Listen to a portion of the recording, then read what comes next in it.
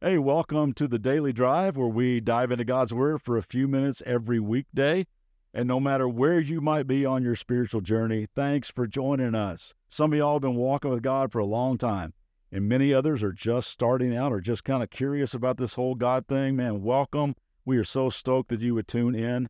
My name is Mike, and we just try to keep it simple and practical around here as we ask God to stick some truth and wisdom in our hearts. And we're currently going through a letter in the back of the Bible written by this guy named James. We revealed earlier that James was the brother of Jesus and becomes a major player in the first century church. And we're still in chapter 1, and we're down to verse 13, where James brings up the topic of temptation. And he writes this, "And remember, when you're being tempted, do not say, 'God is tempting me.'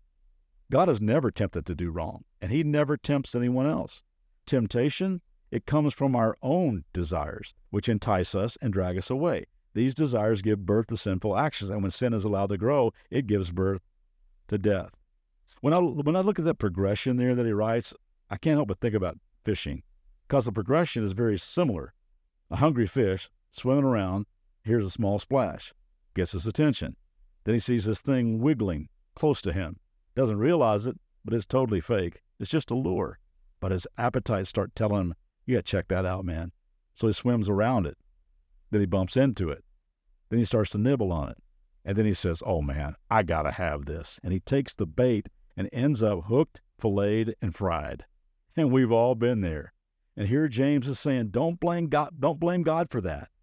He doesn't drop the bait in front of you. In fact, he goes on to say, your Father only gives good and perfect gifts. What he drops in front of you is only his life-giving word that is never phony, but it's always true. In fact, don't you know that of all creation, we are his most prized? So God is not the one responsible for the temptation. It's the appetites within you. And I've learned a few things about appetites along the way. Appetites were created by God, but they were distorted by sin. Appetites were created by God, but distorted by sin. There are appetites and desires within all of us that are good and healthy. And when those things are surrendered to God, those things can actually cause us to flourish. But when they're not surrendered to God, man, they can lead us down some dark, self-centered paths, can't they? They cause us to be hooked, filleted, and fried. And appetites are always screaming, "Now, man, right now. You gotta move on this now. Try this now, get this now, buy this now. Taste this now, drink this now, experience this, like right now." I'm telling you from my own personal life experience, instant gratification is a terrible life coach. I've seen more families and people's lives wrecked because they allowed their "gotta get this now" appetite to lead their life. And it's a struggle for all of us. I mean, haven't you observed that temptation is universal? I mean, all of us wrestle with something. And pretending that's not the case so we can appear better than we actually are is actually really unhealthy. 1 Corinthians chapter 10, verse 12 and 13 says this, "If you think you're standing strong, be careful not to fall. But remember that the temptations that come into your life are no different from what others experience."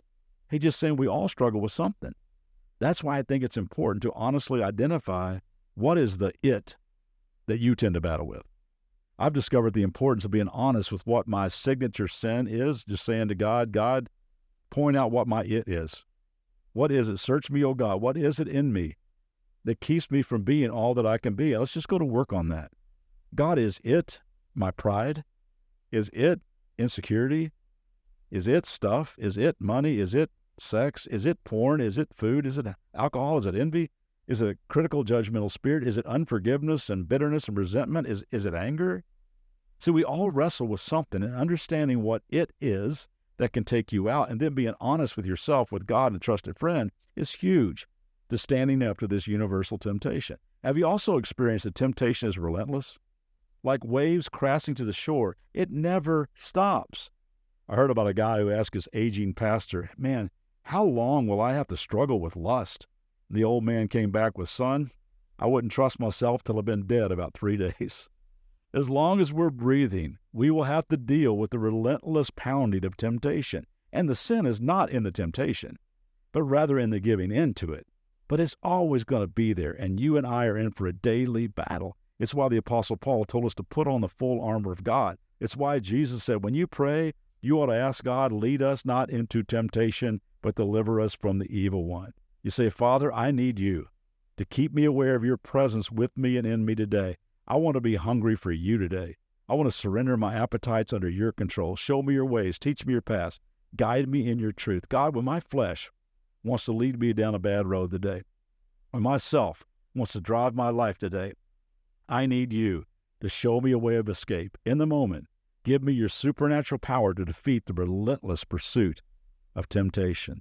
And one more thing I've noticed about temptation. Haven't you noticed how temptation throws cheap shots? I mean, there's a danger in getting overconfident, a little cocky, and letting our guard down. And we say those 6 fatal words, it could never happen to me.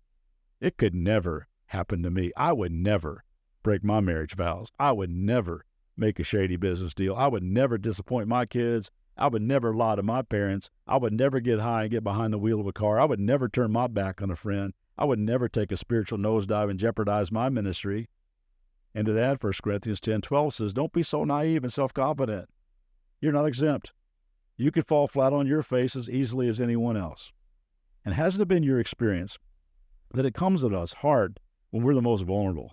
Like when you're at the bottom of an emotional pit, you get some bad health news, you're vulnerable to disillusionment or bitterness, or your relationship at home is not the greatest and you're vulnerable, and somebody at work begins to flirt with you, and down that road you go. Or you start going to AA meetings, you're doing great, and then you lose a big account at work, and a friend says, come on, dude, let's go have a drink and forget about it. Or you get on a plan to lose some weight and get in shape, and after you finish your little bitty piece of chicken on the Barbie with steamed vegetables, someone at the next table gets chocolate thunder from down under. And you're vulnerable. Do you see why inner character is so important? You see why strength on the inside of you and me is so vital? Do you see why knowing God and being anchored in his truth and pursuing an intimate friendship with him is so crucial?